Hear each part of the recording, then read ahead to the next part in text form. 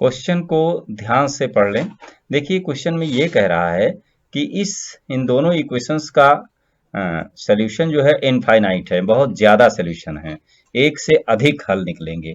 तो देखिए इसमें 2x plus 3y minus 5 is equal to 0, दूसरा है 4x plus ky minus 10 is equal to 0, ये दिया हुआ है और k की वैल्यू निकालने के लिए कह रहा है और ये भी बता रहा है कि इसके इनफाइनाइट सॉल्यूशन हैं।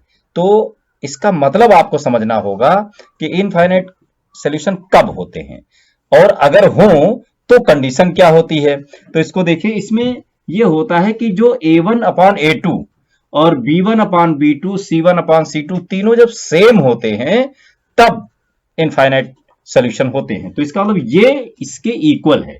तो आप लिखें इसको 2 अपान 4 इज इक्वल टू 3 अपॉन के, और इसको ऐसे क्रॉस मल्टीप्लाई कर दें तो देखिए 2k इज इक्वल टू 12, तो k इज इक्वल टू आ गया 6। लेकिन अगर किसी बच्चे ने इधर का स्टेप ना लेकर के इधर के स्टेप को लिया होता तो क्या यही जवाब आता? चेक करना होगा। इधर से देखिए 3 upon k is equal to 5 upon 10, ये तो कट जाएगा। अब देखिए ये 5 1 जा 5, 5 2 जा, तो k इज इक्वल टू 3 2 जा 6, ये आपको हल मिलेगा। दोनों तरीके से मतलब तीनों स्टेप बराबर होते हैं, ये कंडीशन बनाना होना चाहिए कि a1 upon a2 is equal to b1 upon b2 is equal to c1 upon c2, ये कंडीशन होती है। ये a होता है, ये b होता है, ये c होता है। तो कंडीशन बनती है a1 upon a2 is equal to b1 upon b2 is equal to c1 upon c2। ये कंडीशन आपको जब पता होगी तो जब भी कहीं भी किसी भी क्वेश्चन में अगर मेनी सॉल्यूशन की बात करता है, इनफाइनाइट सॉल्यूशन की बात करता है, ज्यादा हल निकलने के चांस होते हैं, तो ये कंडीशन आपकी लगाई जाती है। और a1 क्या है? x के पहले जो ये कोफिशिएंट x का होता है ये a1 होता है और y का b होता है, और ये जो कोई नंबर और नहीं होता है, केवल नंबर होते हैं जिसमें लास्ट में, उसको हम c के नाम से जानते हैं। इस तरीके से इस इक्वेशन में हम फ्रेम करेंगे तो वैल्यू k की या जो गायब होगा उसकी वैल्यू आपको मिलेगी। चैनल को सब्सक्राइब कर लीजिए और देखते रहिए। पहली बार ही समझ में आ जाए इस तरीके से पढ़ना चाहिए, क्योंकि रिवाइज करने के लिए वक्त कम पड़ता है एग्जाम में। कम से कम बस 3 मिनट के अंदर सवाल को हल करना होता है, और अगर 2-3 बार पढ़ने में ही समय बर्बाद कर देंगे तो सॉल्व कब करेंगे। इसलिए बिल्कुल कंसंट्रेट होकर के एक क्वेश्चन को पढ़ते हुए ही समझते चले चलिए। तो देखिए इस क्वेश्चन में क्या है, एक डायगोनल है जिसके ये पैरेललोग्राम है और इसमें एक डायगोनल दिया हुआ है। क्या इसके कोऑर्डिनेट हैं 3 माइनस 4, ये आपका एक कोऑर्डिनेट है, और इसका दूसरा पॉइंट है -6 और 5, ये इसका दूसरा कोऑर्डिनेट है। अब ये कह रहा है दूसरे डायगोनल का जो मिड एक कॉर्नर वर्टेक्स दिया हुआ है -2, 1, ये दिया हुआ है और ये पूछ रहा है। तो देखिए इतना पढ़ते ही आपने समझ लिया। अब सोचिए क्या किया जा सकता है। तो यहां से ऐसे बढ़िए, तो देखिए अब इसमें प्रॉपर्टी आती है पैरेललोग्राम की। पैरेललोग्राम में आपको उसकी प्रॉपर्टी पता है कि डायगोनल जो होते हैं एक दूसरे को बाइसेक्ट करते हैं, बराबर पार्ट में डिवाइड करते हैं। ये देखना है, मतलब ये पार्ट इसके बराबर है और ये पार्ट इसके बराबर है, ये याद है। अब देखिए यहां इसका यूज है, लेकिन ये बात अगर आपको याद नहीं आई तो अन्य फार्मूले से आपको करने में बड़ा वक्त लगेगा। देखिए कैसे। अब इसका मिडिल पॉइंट निकाल दीजिए। इस लाइन का मिडिल पॉइंट क्या होता है? x1 प्लस x2 अपान 2 होता है। तो 3 में -6 प्लस कर देंगे तो -3 आएगा अपान 2, ये -3 अपान 2 x हो जाएगा, और 5 में से 4 माइनस कर देंगे तो ये आ जाएगा 1 अपान 2। कितना आ जाएगा बेटा? हाँ 1 अपान 2 आ जाएगा। तो ये इसके कोऑर्डिनेट मिल गए। अब ये इसके भी मिडिल पॉइंट के तो कोऑर्डिनेट है, इसका और इसका मिड पॉइंट तो सेम होगा, तो इसका भी मिड पॉइंट है। तो यहां पर अगर इसके कोऑर्डिनेट एक्स वाई होते तो देखिए एक्स -2/2 ये वैल्यू है, -3/2, 2 कट जाएगा और ये x की वैल्यू निकल जाएगी, ये 2 उधर जाएगा तो -1 आ जाएगा, एक वैल्यू आ गई। अब देखिए y में रखिए, तो y + 1/2 = 1/2। फिर देखिए ये कट गया, तो y = क्या आया, ये 1 उधर जाएगा, माइनस हो जाएगा और 0 आ जाएगा। तो देखिए एक्स वाई की वैल्यू बहुत कम समय में, घड़ी देखिए 1 मिनट में हो रहा है, जबकि कंपटीशन में 20 क्वेश्चन होते हैं और लगभग 3 मिनट का समय एक क्वेश्चन पर दिया जाना होता है। तो उससे कम समय में जब आप क्वेश्चन को 1 मिनट में सॉल्व करना सीख जाएंगे तो बहुत ही आसानी से आपको रिवाइज करने का, छोटे हुए क्वेश्चन को देखने का वक्त मिलेगा। इसलिए सोचने का नजरिया बदलना है, थोड़ा अलग सोचना है। जो कह रहा है वही सवाल में नहीं होता है, उसमें कुछ और होता है, अलग से बातें होती हैं, उनको ध्यान में रख करके अगर सवाल को सॉल्व करते हैं तो 1 मिनट में, 2 मिनट में सवाल हल होगा। और हर क्वेश्चन एनटीएससी में, राष्ट्रीय प्रतिभा खोज परीक्षा में सैंपल पेपर जो होता है उनके क्वेश्चन से, जो देश भर में अच्छे अच्छे बच्चों को ढूंढा जा रहा है, उनकी तैयारी के लिए क्वेश्चन है। तो आप देखते रहिए कितनी आसानी से आप इसे कर ले रहे हैं। अगर इन सवालों को इसी तरह आप कम समय में करते रहे तो आपका सिलेक्शन होगा, आप अच्छे मार्क्स हासिल करेंगे, हर क्षेत्र में आप आगे ही आगे रहेंगे। तो देखिए अगला क्वेश्चन है आपका, जिसमें इन्होंने कहा है कि एक फ्रैक्शन है, फ्रैक्शन की बात आते ही आप x/y एक फ्रैक्शन मान लीजिए। फिर इसने कहा है कि फ्रैक्शन न्यूमरेटर के 2 टाइम से 1 कम कर दिया गया, तो यहां 2x - 1 1 कम कर दिया गया, ये बन जाएगा। और भी कुछ कह रहा है, and 1 at denominator then new fraction. तो अब देखिए 1 जो है इसमें ऐड किया गया, y + 1 कर दिया गया है। तो बस ये तो फ्रेम करना था केवल क्वेश्चन में। अब नई इक्वेशन जो बनकर आएगी, नया फ्रैक्शन जो बनकर आएगा, वो तो यही होगा। देखिए इसमें क्या था, इसमें करना क्या था, कुछ भी तो नहीं। हम तो ये क्वेश्चन सॉल्व कर रहे हैं, आपको भी सॉल्व ही करना पड़ेगा एग्जाम में। ऐसे तो टिक करना होता है कि ये सही, ये सही, ये सही, लेकिन बिना माइंड का सेटअप बनाए, बिना देखे, बिना चेक किए, बिना हल किए, क्या ऐसे ही कर देंगे? तो बहुत सारे कंपटीशन होते हैं जिनमें निगेटिव मार्किंग होती है, कुछ नंबर मिलते हैं, गलत होने पर कुछ नंबर कटते भी हैं। इसलिए सिर्फ सही सही क्वेश्चन पर ही टिक करें। और वो कंफर्म कैसे होगा? जब तक आप सॉल्व करके नहीं देखेंगे, आप कंफर्म हो ही नहीं सकते कि सही है या गलत। किसी के बता देने से या आपका अंदाजा लगा देने से ये काम नहीं करना है। इसलिए क्वेश्चन को सॉल्व करके जरूर देखें।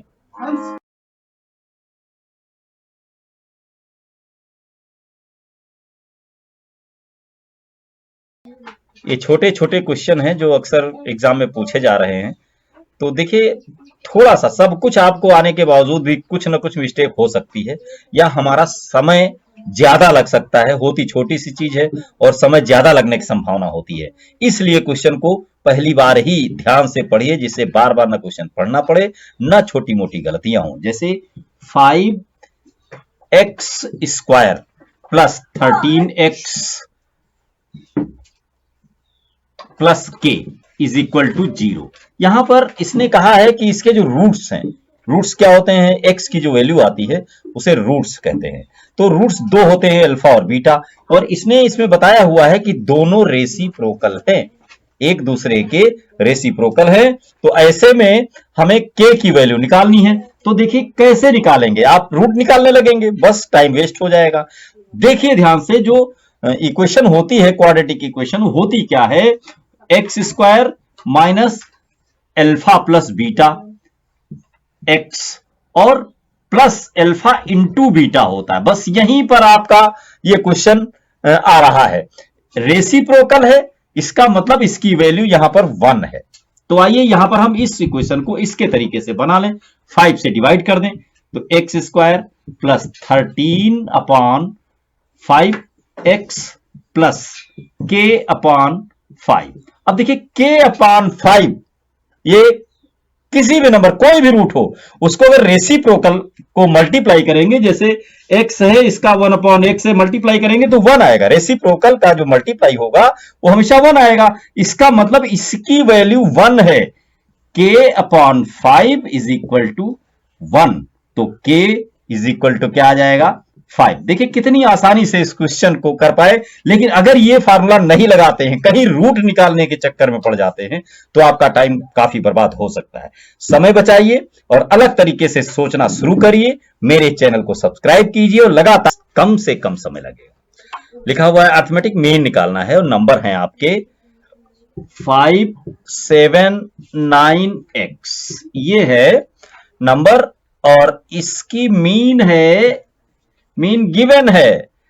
तो देखिए मीन है आपकी 9 और मीन होता क्या है? मीन इज इक्वल टू होता है सिग्मा x अपान n। तो यहां इन तीनों को प्लस कर दीजिए चारों को। तो 5 और 7 12 9 21 21 प्लस x अपान नंबर कितने हैं? 4 इज इक्वल टू 9। तो x निकालना है आपको। तो x इज इक्वल टू 9 चौक 36 यानी 36 माइनस 21, ये आ गया 15। ये x की वैल्यू 15 आपको मिल जाएगी। कितनी आसानी से आप क्वेश्चन को कर ले रहे हैं। धन्यवाद।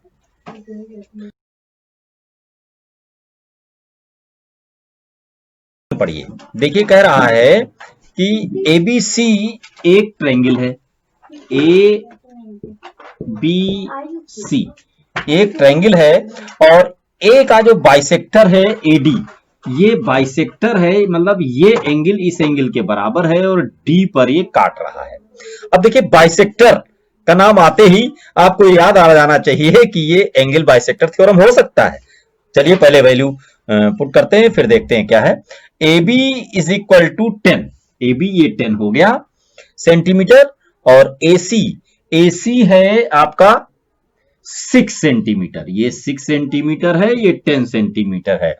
और BC ये पूरी लाइन जो है वो है 12 सेंटीमीटर। अब पूछता है BD कितनी होगी, ये लाइन पूछता है। चलिए एंगल बाइसेक्टर थ्योरम जिस बच्चे को याद है वो निश्चित रूप से इस क्वेश्चन को कर पाएगा। एंगल बाइसेक्टर थ्योरम क्या होता था कि इस लाइन के और इस लाइन के बीच में जो रेशियो होता है वही रेशियो BD और इसके बीच में होता है। तो इस रेशियो में हमें ये 12 को डिवाइड कर देना है। तो देखिए इस रेशियो में हमको 12 को डिवाइड करना है। तो 12 BD जैसे आया, तो चलिए वैल्यू रखकर देख लें। मान लीजिए ये x है, तो x और इधर कितना बचेगा? 12 माइनस x। ये क्वेश्चन सॉल्व हो गया। x को निकाल दीजिए।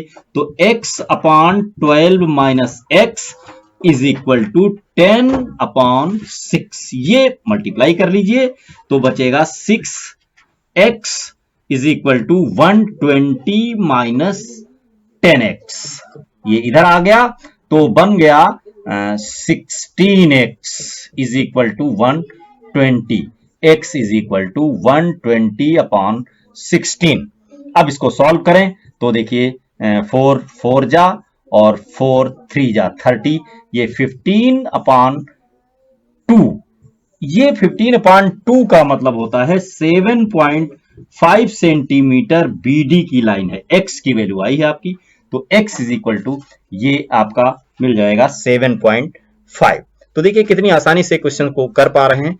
बस जो भी आपने बचपन से अब तक पढ़ा है उन चीजों को एक बार रिवाइज कर लें। जब ऐसे तो करेंगे नहीं, क्या करेंगे, इसलिए जो सैंपल पेपर होते हैं उन्हें सॉल्व कीजिए। उनमें जो जो चीजें आती जाएं उन्हें आप एक बार दोहराते जाएं। उन नियमों को किस बेस पर एक क्वेश्चन हल हो रहा है उसे जरूर देखें। सैंपल पेपर करने का मतलब ये नहीं पेपर उठाया और टिक लगा लिया बस हो गया, नहीं, कैसे हो गया यहां पर जरूर करके देख लो। वो बात आपको याद रखनी है हमेशा के लिए। अगर वो बात याद रहेगी तो निश्चित रूप से आगे हमेशा वो काम आती रहेगी और आप सेलेक्ट होते रहेंगे।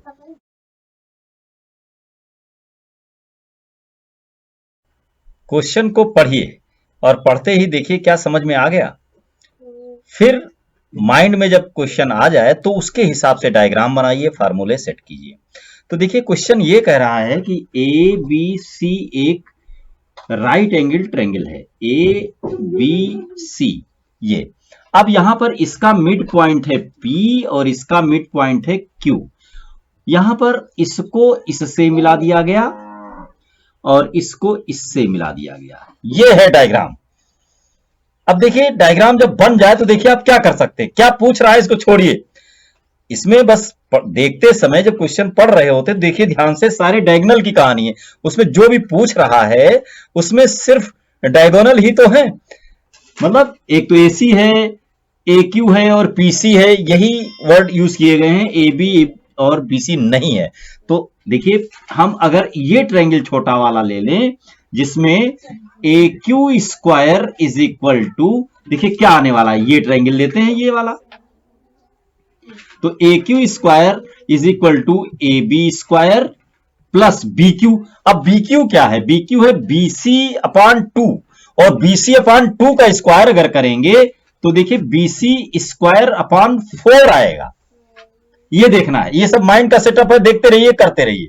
यहां पर देखिए दूसरे में अगर हम इस लाइन को ले लें PC स्क्वायर, तो PC स्क्वायर जब करेंगे तो देखिए यहां पर BC स्क्वायर प्लस, देखिए ये AB का मिड पॉइंट है तो AB स्क्वायर प्लस अपॉन 4, क्योंकि AB अपॉन 2 है PB ना, तो उसका जब स्क्वायर करेंगे तो ये आएगा। अब इन दोनों इक्वेशंस को ऐड कर दीजिए, ऐड जब करेंगे तो देखो क्या आने वाला है, AQ square plus PC square और इस इक्वल टू, देखिए AB और AB स्क्वायर को जब जोड़ेंगे तो 4 है, यहां 4 का एलसीएम लेंगे तो 4 ये हो जाएगा और 5 AB स्क्वायर अपॉन 4 आएगा। और इधर देखिए प्लस यही इसमें भी आएगा, नंबर सेम है, 5 अपॉन 4 BC स्क्वायर, ये आ गया। अब देखिए AB और BC, इसमें देखिए 5 अपॉन 4 कॉमन जा रहा है, 5 अपॉन 4 कॉमन ले लीजिए तो देखिए AB square plus BC square आ गया।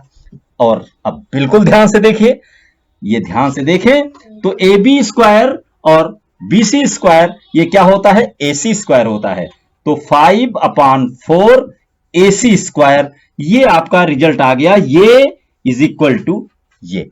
इस तरीके से क्वेश्चन को सॉल्व करना बहुत ही आसान हो जाता है, लेकिन अगर कहीं आप पाइथागोरस में अलग अलग कुछ करने लगे तो टाइम लगेगा। तो एक तरीके से चीजों को समझ करके फिर क्या हो सकता है सबसे सरल तरीका, समय बचाने वाला तरीका ढूंढें और उस तरीके से अगर सॉल्व करते हैं तो आपको समय बचाने में बड़ी मदद मिले। A is a factor, x plus A, ये फैक्टर है दोनों नंबरों का, दो नंबर दिए हुए हैं, x square plus px plus q, इसका भी फैक्टर है, और एक दूसरा नंबर दिया हुआ है x square plus mx plus n, इसका भी फैक्टर है। फैक्टर होने का मतलब ये होता है कि यहां पर ये वैल्यू अगर हम इसमें डालेंगे x is equal to minus a, तो रिमाइंडर 0 बचेगा। अगर फैक्टर होता है तो रिमाइंडर 0 होगा, कुछ नहीं बचेगा।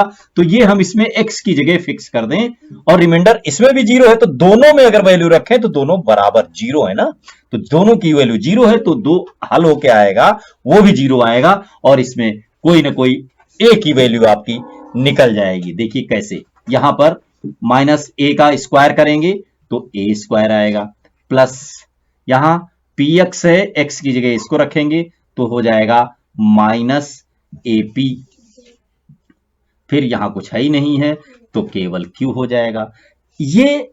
और इसमें अगर इसकी वैल्यू रख दें तो x स्क्वायर की जगह a स्क्वायर प्लस ये माइनस रखेंगे तो माइनस में आ जाएगा am प्लस n, ये आ गया। दोनों का वैल्यू 0 है, इसका मतलब ये दोनों बराबर हैं, ये दोनों बराबर हैं। अगर ये दोनों बराबर हैं तो हम अगर लेफ्ट साइड सब कुछ कर लें तो देखिए बहुत कुछ कट जाएगा। हम सब कुछ लेफ्ट साइड करते हैं तो इसका साइन चेंज हो जाएगा, ये प्लस हो जाएगा, ये माइनस हो जाएगा, अब बराबर 0 हो गया। तो यहां पर देखिए ये कैंसिल हो रहा है, इनको दोनों को एक साथ m वाले पोर्शन को रखिए, देखिए बचा क्या, am minus AP plus q minus n बराबर 0, ये बचेगा। यहां पर इन दोनों नंबरों को उधर भेजिए और इसमें से a कॉमन ले लीजिए तो m माइनस पी आ गया, और ये उधर जाएगा तो ये प्लस में हो जाएगा, ये माइनस में हो जाएगा, एन माइनस क्यू, और ये नंबर इसके नीचे चला जाएगा ए की वैल्यू निकालने के लिए। तो ए इज इक्वल टू क्या आ जाएगा, N minus Q upon M minus P. ये आपका सॉल्यूशन है, ये आपका हल है।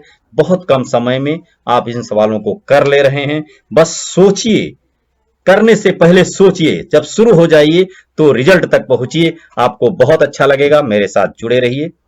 धन्यवाद।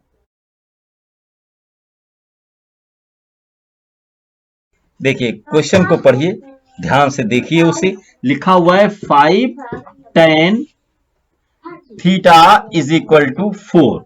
तो देखिए tan थीटा क्या होगा, tan theta is equal to 4 upon 5 होगा। तो एक डायग्राम बनाइए इस तरीके से। tan थीटा होता क्या है, होता है P अपॉन B। तो ये हो गया 4 और ये हो गया 5। अब पाइथागोरस से ये हाइपोटेन्यूज निकाल दीजिए। ये रूट निकलेगा नहीं, तो देखिए 4 का स्क्वायर प्लस 5 का स्क्वायर कितना हो गया, 16 और 25, 16 और 25 4 1, ये आ गया आपका। बस अब जो वैल्यू निकालनी है उस पर ध्यान दीजिए। देखिए लिखा हुआ है 5 sine theta minus 3 cos theta, और डिवाइडेड बाई अपॉन में है तो डिवाइडेड बाई उसको लिख लें, 5 sine theta plus 2 cos theta, ये है 2 कॉस थीटा है। अब ये वैल्यू डाल दीजिए, यहां पर 5 है, 5 लिखिए। साइन थीटा क्या होता है, P अपॉन H, तो ये हो गया 4 अपॉन अंडर रूट 41 माइनस 3 लिखिए, और कॉस थीटा क्या होता है, 5 अपॉन अंडर रूट 41, ये हो गया। अब ये डिवाइड का साइन बनाए रखिए, यहां 5 फिर साइन थीटा है, 5 साइन थीटा में यही वैल्यू फिर आने वाली है, तो ये हो जाएगा 5 इंटू 4 अपॉन अंडर रूट 41 और plus 2 cos theta. Cos theta में क्या आने वाला है, 5 कॉस थीटा में ये इंटू 5 अपॉन अंडर रूट 41, इस तरीके से ये आ जाएगा। अब इसको सॉल्व कर लीजिए। यहां देखिए एलसीएम तो बराबर आ रहा है, तो यहां हो गया 20, ये कितना हो गया अंडर रूट 41, और यहां पर 20 माइनस 15, और डिवाइड का साइन बनाइए। यहां देखिए ये भी है 20 upon under root 41 plus 10 upon under root 41। अब इसको देखिए 20 में से 5 माइनस हो जाएगा, बाकी बचेगा 5 अपॉन अंडर रूट 41 और डिवाइडेड बाई, यहां देखिए 30 हो जाएगा अपॉन अंडर रूट 41। तो देखिए ये दोनों कट जाएंगे, तो क्या आएगा, यहां पर 5 अपॉन 30 आएगा, और इसको और सरल करेंगे तो 1 अपॉन 6 आएगा। इस तरीके से इस क्वेश्चन को बड़ी आसानी से आप सॉल्व कर पाए। तो बस इसको अपने तरीके से मैनेज कर लीजिए। उसको अपान में लिखते तो कई अपान के अपान होता जाएगा, तो कहीं ना कहीं कंफ्यूजन क्रिएट होगा, इसलिए इसको इधर कर लिया और ये पार्ट उधर करके सॉल्व कर दीजिए, तो आपको रिजल्ट मिलना आसान हो जाएगा। चैनल को सब्सक्राइब कीजिए और सरल तरीके से कम समय में सवाल करना सीखिए। 3 मिनट में करना होता है और हर सवाल आप 1 से 1.5-2 मिनट के अंदर ही सॉल्व कीजिए। समय बचेगा और आपको बहुत मजा आने वाला है। धन्यवाद।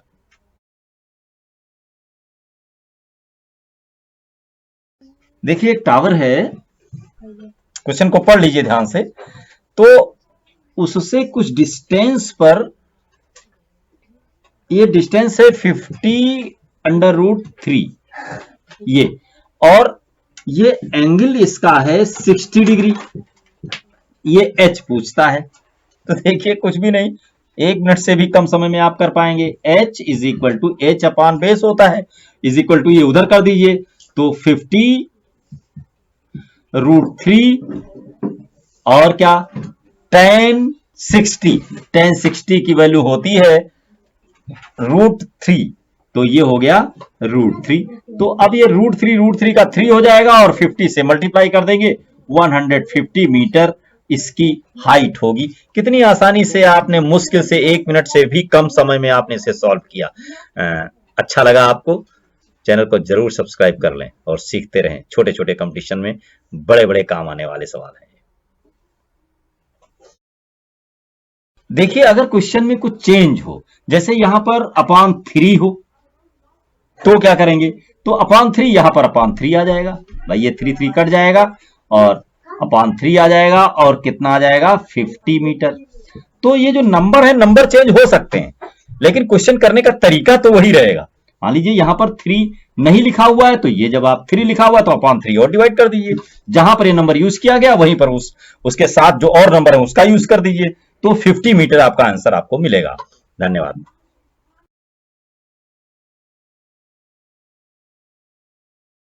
क्वेश्चन को पढ़िए।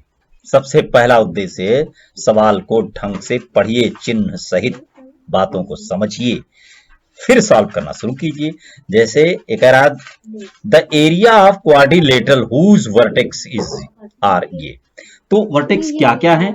1 - 2, फिर 6 2 5 3 3 4, ये है आपके वर्टेक्स। जैसे कोई भी क्वाड्रिलेटरल है, इसके ये एंड पॉइंट लिखे हुए हैं। अब इसका एरिया निकालना है। एरिया निकालने का सबसे अच्छा तरीका क्या है? हम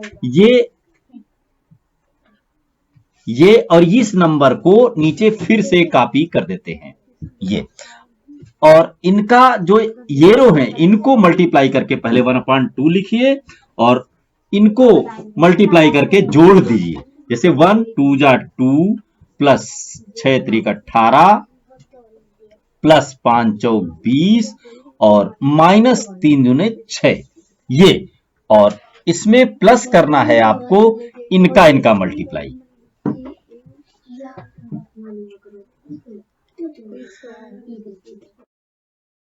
इन सबको मल्टीप्लाई करके प्लस कर लीजिए और इसके प्लस में से इसको माइनस कर दीजिए। देखिए कैसे, 1 4 जा 4 प्लस 3 3 जा 9 प्लस 5 2 जा 10 प्लस ये माइनस हो जाएगा, ये 12, ये हो गया। अब इसको सॉल्व कर लीजिए। 1/2 हो गया, इसको ये 20 प्लस 20 40 में से 6 माइनस कर देंगे, 34 आ गया। माइनस लिखना है। अब इधर देखिए, ये कितना हो जाएगा?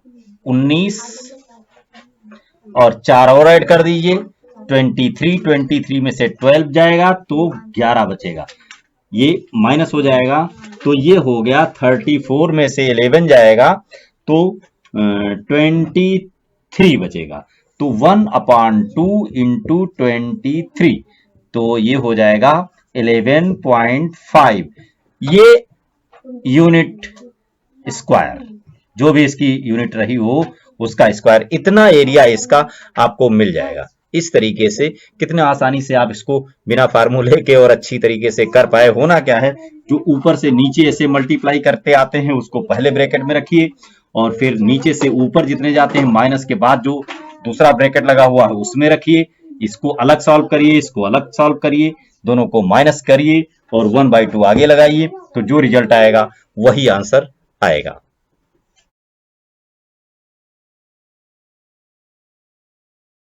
क्वेश्चन को पढ़िए।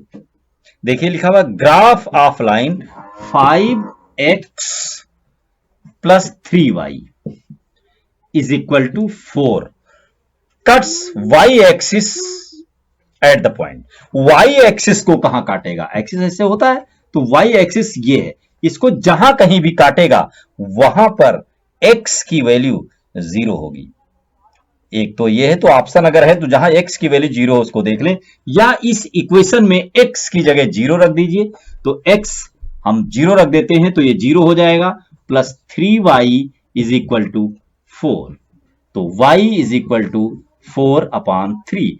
x को ऑलरेडी आपने 0 मान रखा है और ये 4/3, यही वो कोऑर्डिनेट होंगे जहां पर y एक्सिस को ये लाइन काटने वाली है। तो देखिए कितने कम समय में, मुश्किल से 40 सेकंड के अंदर आपने इस क्वेश्चन को सॉल्व किया। देखते रहिए, पूरा देखिए।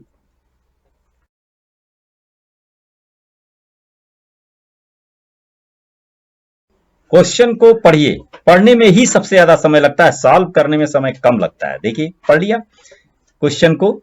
उसमें कह रहा है कि एक टेंट है कोनिकल टाइप का, कोन का, इसके सेंटर से इसकी हाइट है 5 मीटर और स्लैंट हाइट है 13 मीटर।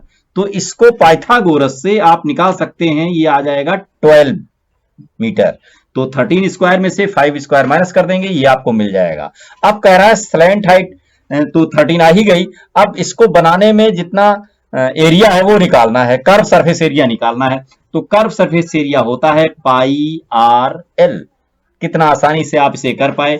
पाई लिखिए, आर हो गया 12 और एल हो गया 13, तो ये हो गया 156 पाई मीटर स्क्वायर। इस तरीके से ये आंसर आपको मिल जाता है। समय देखिए 1 मिनट भी पूरा नहीं होता है, जिसमें मैंने बातें भी बहुत सी बताई हुई हैं।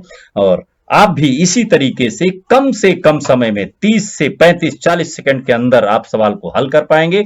चैनल को सब्सक्राइब करिए और सारे सवाल देखते रहिए। धन्यवाद।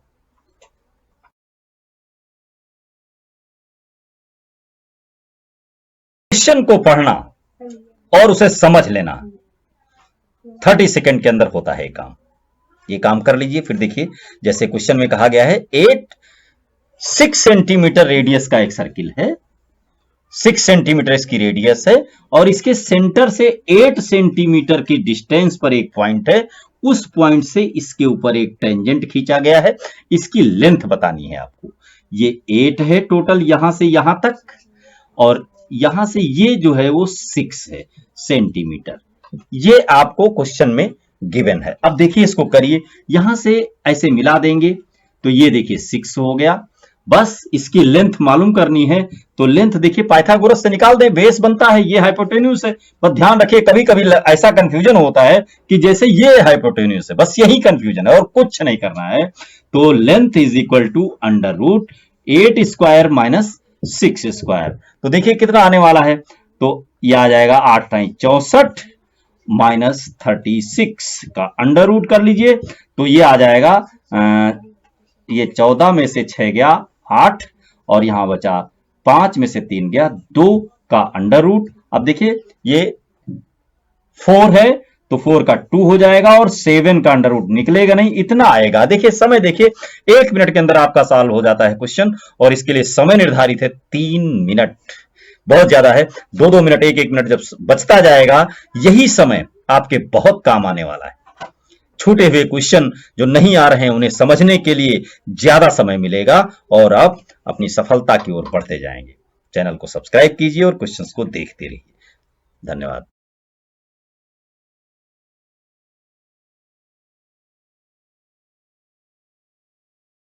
दो पॉलिनोमियल हैं, एक है ax cube plus 3x square minus 3 और दूसरा है 2x cube minus 5x plus a। ये दो पॉलिनोमियल्स हैं और कहता है कि x माइनस 4 इसका फैक्टर है। तो रिमाइंडर मालूम करना है। रिमाइंडर के लिए आप क्या करेंगे, इसमें वैल्यू डालेंगे। हम अगर x इज इक्वल टू 4 रख दें तो जो बचता है वही रिमाइंडर होता है। तो पहली क्वेश्चन में अगर x की जगह 4 रखें तो देखिए क्या आएगा, 4 4 4 4 को 3 पावर में ले जाएंगे तो कितना आएगा 64। तो यहां पर आ जाएगा 64a प्लस, अब देखिए 3x स्क्वायर, तो ये 4 चौक 16 होता है और 3 जा 48 हो गया और माइनस 3। ये है R1, क्योंकि इसने कहा है कि रिमाइंडर जो होता है पहले वाले का R1 है, तो इसको, और ये AX लिखा हुआ है ध्यान रखना। और फिर देखिए क्या आने वाला है, इसमें से ये घट जाएगा, तो R1 is equal to 64a plus 45। ये R1 की वैल्यू आपको मिल गई। अब कहता है दूसरी क्वेश्चन में रखिए, तो R2 रिमाइंडर है तो इसमें रखिए, तो x को 3 बार मल्टीप्लाई करेंगे तो 64 आएगा और 2 जा कर देंगे तो 128, तो आ गया 128 माइनस 4 5 जा 20 प्लस a, ये है R2 की वैल्यू है। R2 की वैल्यू है, देखिए 128 में से 20 माइनस हो जाएगा तो a प्लस आ जाएगा 108, ये R2 की वैल्यू है। तो देखिए R2 और R1 ये दोनों आपके निकल गए, लेकिन पूछता है उसमें कि 2R1 minus R2 is equal to 0, ये प्रूव करना है।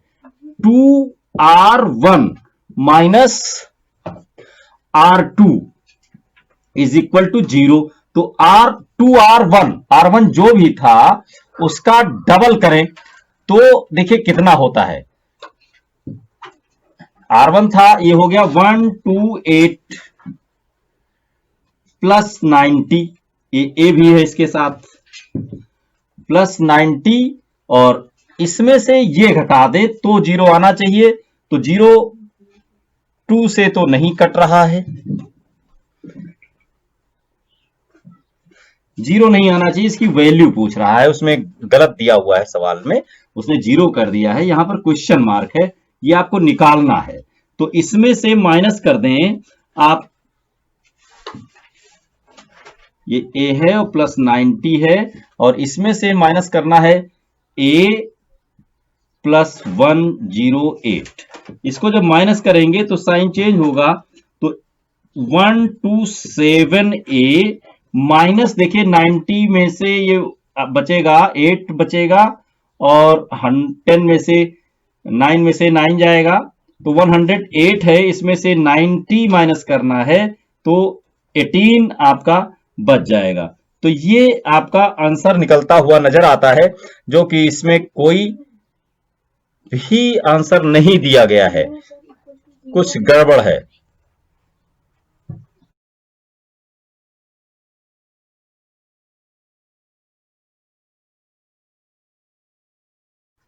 ये भी गिवन है कि 2R1 minus R2 is equal to 0।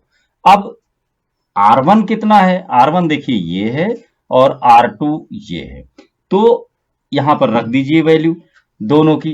तो देखिए मैं यहीं मिटा के थोड़ा रख रहा हूं एक ही लाइन में, तो ये हो गया 2R1, ये R1 था, इसका डबल कर लीजिए तो 128 a प्लस 90 माइनस R2 है, ये माइनस हो जाएगा 108 इज इक्वल टू 0, ये आपको मिला। अब यहां पर सॉल्व कर दीजिए इसको, तो ये a है और इधर एक a माइनस हो रहा है, 127 बच गया, और ये 90 इसमें से माइनस हो जाएगा तो माइनस 18 होगा इज इक्वल टू 0, इसको उधर जाने दीजिए, a is equal to 18 upon 127, इसको कैलकुलेट करें, जो भी रिजल्ट आ रहा है वही आंसर होगा। सब्सक्राइब कर लें और देखते रहें, ये सब कंपटीशन में आए हुए सवाल हैं, छोटे छोटे होते हैं लेकिन थोड़ा सा सोचने के लिए मजबूर करते हैं, इसलिए मैं आज अलग अलग चैप्टर से कुछ सैंपल पेपर हैं उनके सवाल बता रहा हूं, हर क्वेश्चन अलग अलग टाइप का होगा।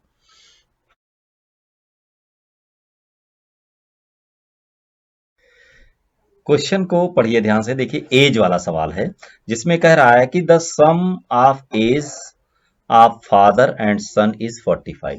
देखिए इसमें दो तरीके से हम मान सकते हैं, फादर की एज भी मान लें और सन की भी मान लें, एक तो ये है, लेकिन इसमें हमें लीनियर इक्वेशन टाइप से सॉल्व करना पड़ेगा। लेकिन अगर हम एक ही की वैल्यू माने, जैसे हमने फादर की मान लिया x, तो सन अपने आप, क्योंकि दोनों का सम 45 है ना, तो 45 माइनस x। अब इसको जब सॉल्व करेंगे तो क्वाड्रेटिक इक्वेशन बनेगी। तो इस तरीके से दो तरीके होते हैं सॉल्व करने के, तो एक इस तरीके से मैं बता रहा हूं, आप देखें। तो ये हो गया, पहली इक्वेशन हो गई। कह रहा है 5 years ago, 5 साल पहले क्या था, 5 साल पहले इनकी उम्र रही होगी x माइनस 5, और इनकी रही होगी, देखिए 5 माइनस कर देंगे तो 40 माइनस x, ये सन है और ये फादर है।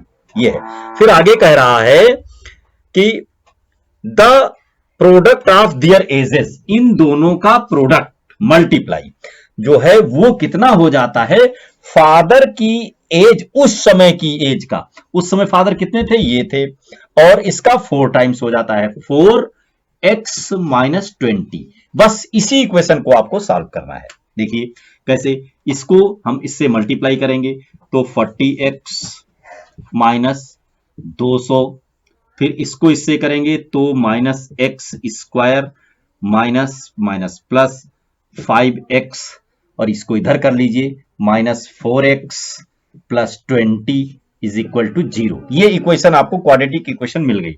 अब देखिए एक्स स्क्वायर है, इसको किनारे से लिखना शुरू करिए, एक्स स्क्वायर कहीं और नहीं है। अब देखिए 40x यहां पर है और 5 ये प्लस में है तो 45 हो गया, इसमें से 4 माइनस हो गया तो प्लस में 41x बच गया। अब नंबर पर आ जाइए तो 200 यहां पर है और प्लस में 20 है, तो ये माइनस में है, एक प्लस में है, तो ये माइनस में 180 ये बचेगा इज इक्वल टू 0 हो गया। अब यहां पर देखिए माइनस है, ये डिस्टर्ब कर रहा है, थोड़ा पहले लगा हुआ है तो अजीब सा लगता है, तो सारे साइन चेंज कर लीजिए, ये प्लस हो गया, ये माइनस हो गया, ये प्लस हो गया, इधर चला गया सवाल। तो इसको कहते हैं चेंज करने का नियम, ये माइनस से मल्टीप्लाई कर दिया, पूरा का पूरा चेंज हो गया। तो x square minus 41x plus 180। अब 180 के ऐसे फैक्टर करने हैं जिनको अगर हम ऐड कर दें तो 41 आ जाए। देखिए क्या हो सकता है, और मल्टीप्लाई करके ये आए तो देखिए ये फैक्टर बनेगा आपका 36 और 5, तो x square minus 36x minus 5x और प्लस 180 इज इक्वल टू 0, ये बनेगा। यहां पर देखिए x कॉमन हो जाएगा तो बचेगा एक्स स्क्वायर माइनस 36 और यहां माइनस 5 कॉमन चला जाएगा, एक्स स्क्वायर नहीं होगा, x माइनस 36। तो एक फैक्टर ये है x माइनस 36 और दूसरा है x माइनस 5, तो बराबर 0। तो ये दो वैल्यू जब आपको मिली तो यहां देखिए x बराबर आ गया 36। तो अगर 36 है ये, तो 36 इसमें से घटा देंगे तो ये फादर हो गए 36, और ये 36 माइनस कर देंगे तो यहां पर आ जाएगा 9। तो 9 ईयर का बच्चा है और ये 36 है, 5 ईयर का फादर नहीं हो सकता है, इसलिए इसको कतई प्रेजेंट ऑफ माइंड का यूज करते हुए सवाल को करेंगे। मेरे साथ बने रहिए और सारे सवालों को देखते रहिए। धन्यवाद।